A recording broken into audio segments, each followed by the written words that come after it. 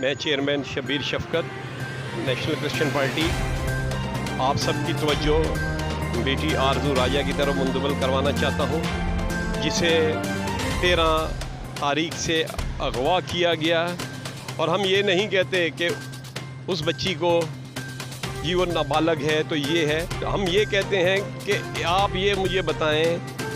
کہ کیا اغوا کرنے والا مجرم نہیں ہے؟ اس بچی کو اغوا کیا ہے، عمر کا تعین تو بعد کی بات ہے، اس بچی کو اغوا کیا گیا ہے۔ اگر وہ بچی اپنی مرضی سے گئی ہے، اگر اس بچی نے اسلام اپنی مرضی سے قبول کیا ہے، تو پھر پولیس اور ملزمان کیوں بچی کو چھپا رہے ہیں؟ بچی کو کیوں پیش نہیں کیا جا رہا؟ جس نے کوئی مذہب کی تبدیل کیا ہوتا ہے وہ تو علانیہ اعلان کرتا ہے، وہ سامنے آتا ہے، تو یہاں کیوں چھپایا جا رہا ہے؟ اس کا مطلب یہ ہے کہ بچی نے اسلام قبول نہیں کیا، بلکہ بچی کو جبرن جو ہے اس طرف راغب کیا گیا ہے اور اس کو فیڈ کیا گیا ہے کہ یہ باتیں کہی جائیں۔ اور افسوس کی بات یہ ہے کہ جج کے سامنے بھی پیش نہیں کیا گیا، بلکہ ڈاکومنٹس پیش کیے گئے اور اس پہ وہ تصویریں لگا کر دوسرے کی اور وہ پیش کیا گیا۔ میں سمجھتا ہوں کہ عدالت کو چاہیے کہ ان وکیلوں کو اور ان پولیس والوں کو اور ان ملزموں کو جنہوں نے عدالت کو گمراہ کیا، جنہوں نے وزیر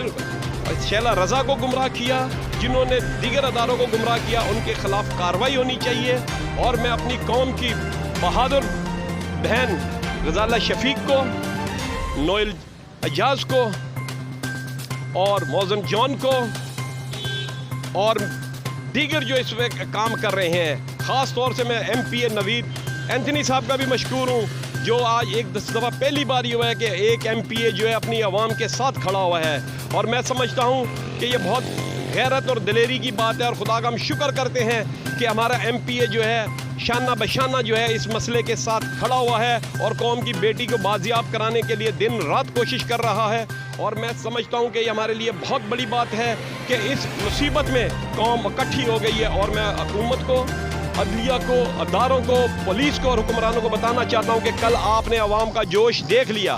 کل پریس کلب پہ عوام نے جس طریقے سے اپنے غصے کا اظہار کیا، خدارا اس غصے کو نفرت میں تبدیل نہ ہونے دیا جائے۔ اگر ہماری بیٹی اٹھائی جا سکتی ہے تو یاد رکھیں اگر یہی سلسلہ رہا تو بیٹی کے بدلے بیٹی اور بہن کے بدلے بہن اٹھائی جائے گی۔ اور یاد رکھیں اگر ہم اپنی بہنوں اور بیٹیوں کی حفاظت نہیں کر سکتے تو ہمیں جینے کا حق نہیں، اور اگر ہم جو ہماری بہنوں بیٹیوں کو اغوا کرتے ہیں تو ایسا نہیں ہے کہ ہم ان کو چھوڑ دیں گے، اگر ہمیں جینے کا حق نہیں تو ہم ان کو بھی جینے کا حق نہیں دینے دیں گے۔ تو یاد رکھیں مسیحی عوام کو کچھ اور سوچنے پہ مجبور نہ کیا جائے۔ ملک اس وقت جو ہے شدید بحران سے جا رہا ہے، اگر مسیحیوں نے بھی کسی اور طرف سوچنا شروع کر دیا تو میں سمجھتا ہوں کہ ملک کے لیے خطرناک ہوگا۔ مسیحیوں کو جو ہے پرامن ہے، انہیں پرامن رہنے دیا جائے، انہیں بزدل نہ سمجھا جائے۔ اگر یہ خاموش ہیں تو اس کا مطلب یہ نہیں کہ یہ کچھ کرنا نہیں جانتے یا یہ کچھ کر نہیں سکتے۔ یاد رکھیں اب مذہبی تعلیم کی وجہ سے ہم جو ہے پرامن ہے۔ ہمیں کہا گیا ایک گال پہ تھپڑ مارا ہے تو دوسری بھی پھیرا دو، مسیحی عوام نے اب دوسری پھیرا دی ہے،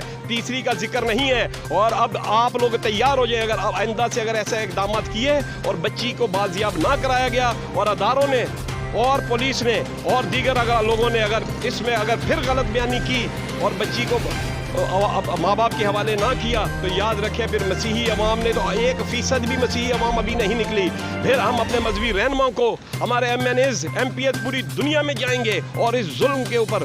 دنیا کو بتائیں گے۔ پھر کل کو نہ کہنا کہ پاکستان کی بدنامی ہوئی۔ یاد رکھیں پاکستان کی بدنامی وہ کر رہے ہیں جو مسیحی عوام کو جو ہے انتشار دلا رہے ہیں، غصہ دلا رہے ہیں۔ تو یاد رکھیں پاکستان کے لیے، سلامتی کے لیے میں تمام اداروں سے، تمام عدلیہ کے اور انصاف دلانے والے اداروں سے اور حکمرانوں سے اپیل کرتا ہوں کہ خدارا آرزو راجہ کو بازیاب کیا جائے اور جلد از جلد ان ظالموں کو پکڑا جائے جو اس وقت جو ہے مسیحی عوام میں انتشار اور خوف کی علامت بنے ہوئے ہیں۔ اور اظہر جو 44 سالہ ہے اس کے بھائیوں کو جو پولیس میں ہے ان سب کو سسپینڈ کیا جائے اور ان کے اوپر کیس کیا جائے جو وہ اس کیس کے اوپر اثر انداز ہو رہے ہیں۔ شکریہ۔